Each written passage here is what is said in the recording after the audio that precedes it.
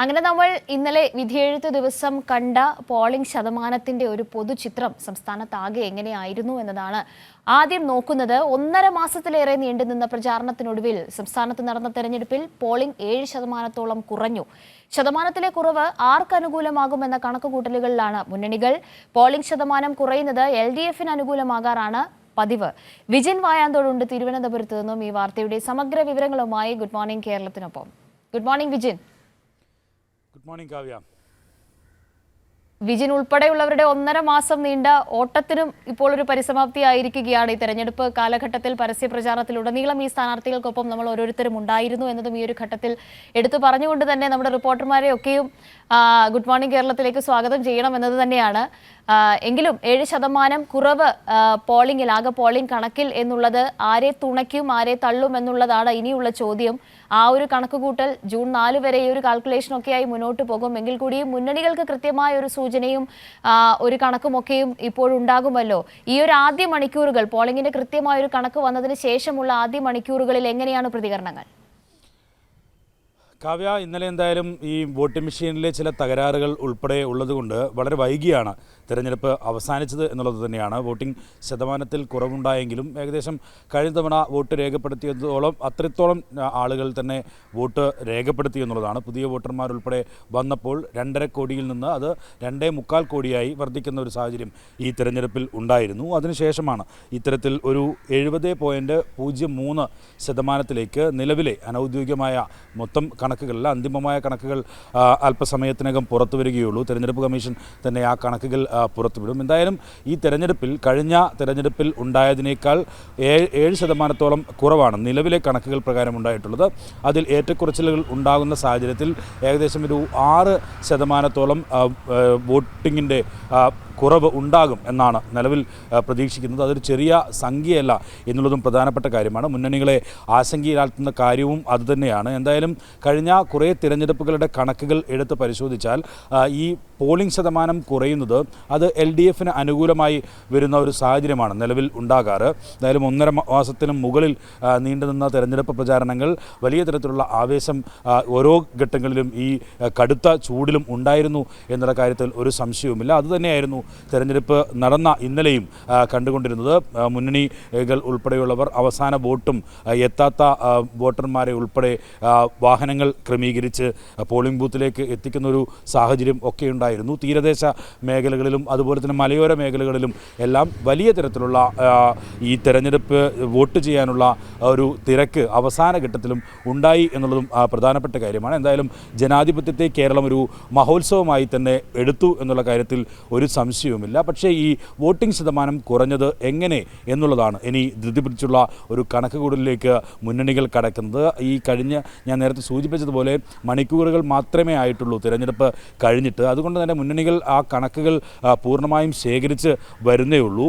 പുറമേ വിജയപ്രതീക്ഷ 20 മണ്ഡലങ്ങളിലും ഒക്കെ എല്ലാ മുന്നണികളും പറയുന്നുണ്ടെങ്കിൽ പോലും പക്ഷേ അത്തരത്തിലായിരിക്കില്ല കണക്കുകൂട്ടലുകൾ എന്ന കണക്കുകൾ തന്നെയാണ് പുറത്തു വരുന്നത്. കാരണം ഈ തിരുവനന്തപുരവും അതുപോലെ തന്നെ ആറ്റിങ്ങൽ മണ്ഡലം ഒക്കെ എടുത്ത് പരിശോധിച്ചാൽ തന്നെ ആറ്റിങ്ങൽ മണ്ഡലത്തിൽ ഉൾപ്പെടെ ഈ കോൺഗ്രസ് വോട്ടുകൾ പോൾ ചെയ്യപ്പെട്ടിട്ടില്ല. അതുപോലെ തന്നെ തിരുവനന്തപുരത്തും അത്തരത്തിൽ കോൺഗ്രസ് വോട്ടുകൾ പോൾ ചെയ്യപ്പെട്ടിട്ടില്ല എന്ന കണക്കുകൾ ആദ്യഘട്ടത്തിൽ തന്നെ വരുന്നുണ്ട്. നമ്മൾ ഒരു പ്രാഥമികമായ ഒരു അന്വേഷണം ഇതുമായി ബന്ധപ്പെട്ട് നടത്തിയ സാഹചര്യത്തിൽ ബൂത്ത് ഏജന്റുമാരായി പ്രവർത്തിച്ചവരും അതുപോലെ തന്നെ ഈ LDF നേതാക്കളും കോൺഗ്രസ് നേതാക്കളും ഒക്കെ വ്യക്തമാക്കുന്നത് കൃത്യമായൊരു പ്രവചനത്തിലേക്ക് പോകാൻ കഴിയുന്ന ഒരു സാഹചര്യമല്ല. കാരണം ഓരോ ബൂത്തിലും 10 വീതം വോട്ടുകൾ ഒക്കെയാണ് ഈ കോൺഗ്രസിനെ സംബന്ധിച്ചിടത്തോളം കുറഞ്ഞിട്ടുള്ളത് എന്നുള്ളതാണ് അവർ പറയുന്നത്. അത് ഈ നഗരമേഖലകളിലും ഒപ്പം തന്നെ ഗ്രാമപ്രദേശങ്ങളിലുമൊക്കെ ആ ഒരു സാഹചര്യം ഉണ്ടായിട്ടുണ്ട്. LDF ഈ പോളിംഗ് ശതമാനം കുറയുമ്പോൾ LDFന് അനുകൂലമാകുന്നു എന്ന് പറയാനുള്ള ഒരു കാരണം അത്തരത്തിൽ ഒരു കഴിഞ്ഞ ചരിത്രമെടുത്ത് പരിശോധിച്ചാൽ അത്തരത്തിലൊരു രീതി പിന്തുടർന്നു പോകുന്നതിനൊരു കാരണം എന്ന് പറയുന്നത് LDFൻ്റെ സംഘടനാ സംവിധാനം തന്നെയാണ്. അത് കൃത്യമായി ഈ ഏറ്റവും അവസാനത്തെ LDFന് പോൾ ചെയ്യപ്പെടും എന്ന് പ്രതീക്ഷിക്കപ്പെടുന്ന വോട്ടുകൾ എല്ലാം രേഖപ്പെടുത്താൻ എല്ലാ സംവിധാനവും ഒരുക്കി ഈ പ്രവർത്തകർ അടിത്തട്ടിലുള്ള ആളുകളെ വോട്ട് ചെയ്യാൻ എത്താത്ത ആളുകളെ ഉൾപ്പെടെ പോളിംഗിലേക്ക് എത്തിക്കുന്ന ഒരു സാഹചര്യം ഒക്കെ ഉണ്ടാകാറുണ്ട്. പക്ഷേ ഈ കോൺഗ്രസിൻ്റെയും UDFൻ്റെയും സംവിധാനം അത്തരത്തിലൊരു എണ്ണയിട്ട യന്ത്രം പോലെ പ്രവർത്തിക്കുന്ന ഒരു സംവിധാനം അല്ലാത്തതുകൊണ്ട് തന്നെ അവരെ കോൺഗ്രസ് കോൺഗ്രസ് വോട്ടർമാരെ, കോൺഗ്രസ് അനുഭാവികളെ, ഒപ്പം തന്നെ കോൺഗ്രസിന് വോട്ട് ചെയ്യുമെന്ന് പ്രതീക്ഷിക്കുന്ന ആളുകളെ ഉൾപ്പെടെ പൂർണ്ണമായും പോളിംഗ് ബൂത്തിൽ എത്തിക്കാൻ അവർക്ക് കഴിയാറില്ല. അതാണ് ഈ തെരഞ്ഞെടുപ്പുകളിൽ ഈ പോളിംഗ് ശതമാനം കുറയുന്ന ഒരു സാഹചര്യം ഉണ്ടാകുമ്പോൾ LDFന് അത് അനുകൂലമായി മാറാനുള്ളൊരു കാരണവും എന്ന് പറയുന്നത്. അതുകൊണ്ട് തന്നെ ഞാൻ നേരത്തെ സൂചിപ്പിച്ചതുപോലെ പല മണ്ഡലങ്ങളിലും ഇത്തരത്തിൽ UDF വോട്ടുകൾ പോൾ ചെയ്യപ്പെട്ടിട്ടില്ല. UDFന് ലഭിക്കും എന്ന് അതായത് നമ്മൾ ഈ ചരിത്രത്തിന് അപ്പുറത്തേക്കുള്ള ഒരു വലിയ സാഹചര്യം പരിശോധിക്കുകയാണെങ്കിൽ സംസ്ഥാനത്താകമാനം UDFന്റെ ശക്തി കേന്ദ്രങ്ങളിൽ അല്ലെങ്കിൽ ഏറ്റവും കൃത്യമായി കണക്കുകൂട്ടിയിരുന്ന ഇടങ്ങളിൽ വളരെ കൃത്യമായി വോട്ട് കുറഞ്ഞിട്ടുണ്ട് എന്നൊരു അനുമാനത്തിലേക്കും കണക്കിലേക്കും അതൊരു ആത്മവിശ്വാസക്കുറവിലേക്ക് ഇപ്പോൾ UDFന്റെ മുന്നണി സംവിധാനത്തെ കൊണ്ടെത്തിച്ചു എന്ന് ഈ ആദ്യ മണിക്കൂറിൽ പറയേണ്ടി വരില്ലേ? തീർച്ചയായും കാവ്യ, അങ്ങനെ തന്നെയാണ്. ഇതിൽ കൃത്യമായി ഒരു കണക്കുകൾ തന്നെ പരിശോധിച്ച് പോയാൽ തിരുവനന്തപുരം മണ്ഡലത്തിൽ 66.39% ആണ് നിലവിലെ പോളിംഗ് രേഖപ്പെടുത്തിയിട്ടുള്ളത്. അതിൽ ഏറ്റക്കുറച്ചിലുകൾ ചെറിയ രീതിയിൽ ഉണ്ടാകാമെങ്കിലും അതാണ് 76ഓളം ശതമാനമായിരുന്നു കഴിഞ്ഞ തെരഞ്ഞെടുപ്പിൽ ഉണ്ടായിരുന്നത് എന്നുള്ളത് നോക്കണം. ഏകദേശം 10% അടുത്ത് തന്നെ ഈ വോട്ടിങ്ങിൽ കുറവുണ്ടായിട്ടുണ്ട് എന്നുള്ളതാണ് പ്രധാനപ്പെട്ട കാര്യം.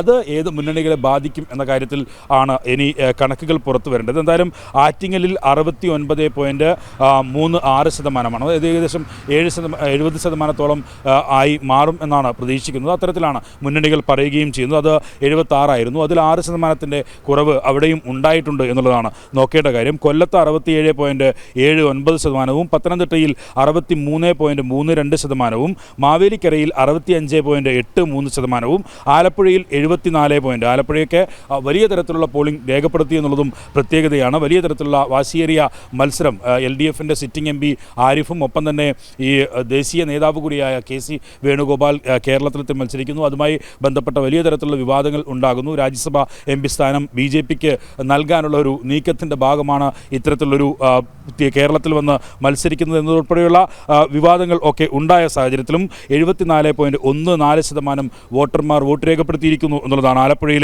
പ്രത്യേകത. ഒപ്പം തന്നെ ഈ കോട്ടയത്ത് പോളിംഗ് ശതമാനം കുറയുന്നു, 65.57%. ഇടുക്കിയിൽ 66.3%, എറണാകുളത്ത് 67.82%, ചാലക്കുടിയിൽ 71.5%, തൃശ്ശൂരിൽ 71.70%. തൃശ്ശൂരിൽ ഏറ്റവും പ്രധാനപ്പെട്ട കാര്യം വലിയ തരത്തിലുള്ള ത്രികോണ മത്സരം നടന്നു.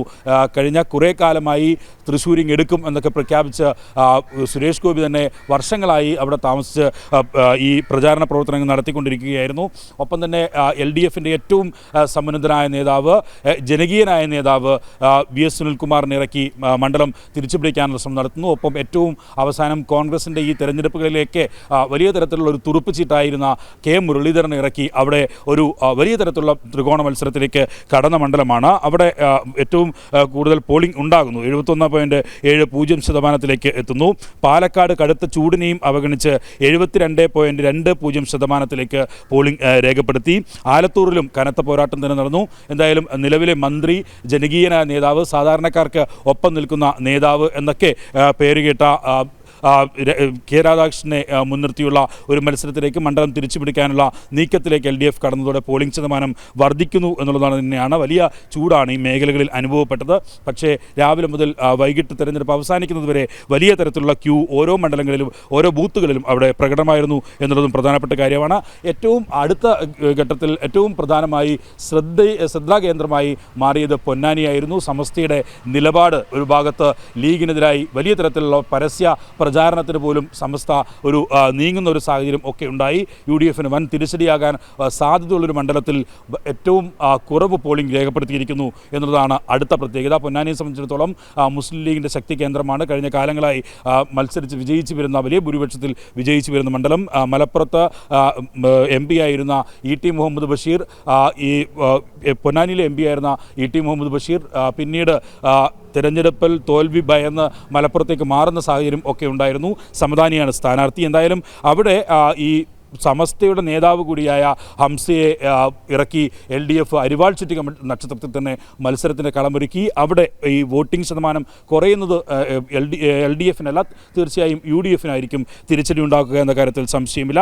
67.22% പൊന്നാനിയിലെ പോളിംഗ് ശതമാനം. മലപ്പുറത്ത് 71.10, കോഴിക്കോട് 72.67, വയനാട് 72.52, വടകര 72.71, കണ്ണൂരിൽ 75. ഏറ്റവും കൂടുതൽ പോളിംഗ് രേഖപ്പെടുത്തിയ മണ്ഡലമാണ് കണ്ണൂർ. വലിയ ശക്തമായ പോരാട്ടം നടക്കുന്ന മണ്ഡലം. KPCC പ്രസിഡന്റ് സിറ്റിംഗ് MP ആയ സുധാകരൻ UDFനായി മത്സരിക്കുന്നു. ഒപ്പം CPIMൻ്റെ ജില്ലാ സെക്രട്ടറിയും ജനകീയ നേതാവുമായ MV ജയരാജനെ തന്നെ നേരിട്ട് കളത്തിലിറക്കി സുധാകരനെ തോൽപ്പിച്ച് മണ്ഡലം തിരിച്ചുപിടിക്കുക എന്ന ലക്ഷ്യത്തോടെ വലിയ തരത്തിലുള്ള പാർട്ടി കേന്ദ്രങ്ങളിൽ ഉൾപ്പെടെ വലിയ തരത്തിലുള്ള മത്സരം കാഴ്ചവെച്ച മണ്ഡലമാണ് കണ്ണൂർ. അതുകൊണ്ട് തന്നെ അവിടുത്തെ പോളിംഗ് ശതമാനവും അത്തരത്തിലുള്ള വാശിയേറിയ പോരാട്ടം തന്നെ കാണിക്കുന്നതാണ്. 75.32%. കാസർഗോഡിലും കഴിഞ്ഞ കാലങ്ങളിൽ ഒക്കെ ഇടതുപക്ഷത്തിൻ്റെ ശക്തി കേന്ദ്രമായിരുന്നു കാസർഗോഡ്. അവിടെ ഉണ്ണിത്താനിലൂടെ തിരിച്ച് UDFിലേക്ക് കഴിഞ്ഞ തവണത്തെ ഒരു വലിയ തരത്തിലുള്ള UDF അനുകൂല ട്രെൻഡ് ഉണ്ടായ സാഹചര്യത്തിൽ തിരിച്ചു പിടിക്കുകയായിരുന്നു UDF ചെയ്തത്. അതുകൊണ്ട് തന്നെ അവിടെയും പോളിംഗ് ശതമാനം വലിയ രീതിയിൽ വർദ്ധിക്കുന്നു. ഈ പയ്യന്നൂർ, അതുപോലെ തന്നെ കല്യാശ്ശേരി, അങ്ങനെയുള്ള കണ്ണൂരിലെ ഈ LDFിൻ്റെ ശക്തി കേന്ദ്രങ്ങൾ ഉൾപ്പെടെ പെടുന്ന മണ്ഡലമാണ് ഈ കാസർഗോഡ് എന്ന് പറയുന്നത്. അതുകൊണ്ട് തന്നെ അവിടെയും LDFിൻ്റെ ശക്തി കേന്ദ്രങ്ങളിൽ പല സ്ഥലങ്ങളിലും വലിയ രീതിയിലുള്ള വോട്ടിംഗ് ഉണ്ടായി എന്നുള്ളതും കണക്കുകളിൽ നിന്ന് വ്യക്തമാണ്. എന്തായാലും കാവ്യ, ഈ കണക്കുകൾ എല്ലാം മുന്നണികൾ പരിശോധിക്കാൻ പോകുന്നു. ഏത് രീതിയിൽ തങ്ങളുടെ വോട്ടുകൾ പോൾ ചെയ്യപ്പെട്ടു എന്ന കാര്യത്തിൻ്റെ പൂർണ്ണമായ കണക്കുകൾ മുന്നണികൾ എടുക്കാൻ പോകുന്നു ഈ തെരഞ്ഞെടുപ്പിൽ. അതാണ് ഇനി മണിക്കൂറുകളിൽ കണക്കുകളായി പുറത്തു വരാൻ പോകുന്നത്. അതിനനുസരിച്ചിരിക്കും ഏത് രീതിയിൽ ഈ വോട്ടിംഗ് ശതമാനം കുറഞ്ഞത് ഏത് മുന്നണികൾക്ക് അനുകൂലമായി മാറും എന്ന കാര്യം. ശരി വിജിൻ, സമഗ്രമായ വിവരങ്ങളാണ് വിജിൻ വയാന്തോട് സംസ്ഥാനത്തെ ഒരു പൊതുചിത്രം ഈ ഒരു പോളിംഗുമായി ബന്ധപ്പെട്ട് നൽകിയത്. വിജിൻ ഇപ്പോൾ സൂചിപ്പിച്ചതുപോലെ തന്നെ പൂർണ്ണമായ ഒരു പോളിംഗ് ശതമാനം വന്നതിന് ശേഷമുള്ള ആദ്യ മണിക്കൂറുകളാണ്. ഇനി ഈ മുന്നണികൾക്കൊക്കെയും കണക്കുകൂട്ടലുകൾ, വളരെ കൃത്യമായ കണക്കുകളൊക്കെയും എടുക്കേണ്ടതുണ്ട്. ഇപ്പോഴുള്ള അനുമാനങ്ങൾക്ക് അപ്പുറത്തേക്ക് അപ്പോഴായിരിക്കും നേരത്തെ പറഞ്ഞതുപോലെയുള്ള ഓരോ മേഖല തിരിച്ചുള്ള കൃത്യമായ കണക്കുകളിലേക്ക് കാര്യങ്ങൾ എത്താൻ തുടങ്ങുന്നതെങ്കിൽ കൂടിയും സംസ്ഥാനത്താകെ UDFന് ശക്തി കേന്ദ്രങ്ങളിൽ വോട്ട് കുറഞ്ഞിട്ടുണ്ട് എന്ന വ്യാപകമായ ഒരു കണക്കുകൂട്ടൽ ഇപ്പോഴുണ്ട്. എന്തായാലും വിധി എഴുതി കഴിഞ്ഞിരിക്കുന്നു കേരളം. മണ്ഡലം തിരിച്ചും നമ്മൾ വിവിധ മേഖലകൾ തിരിച്ചുമുള്ള കണക്കുകളിലേക്കാണ് ഇപ്പോൾ മുന്നോട്ട് പോയിക്കൊണ്ടിരിക്കുന്നത്.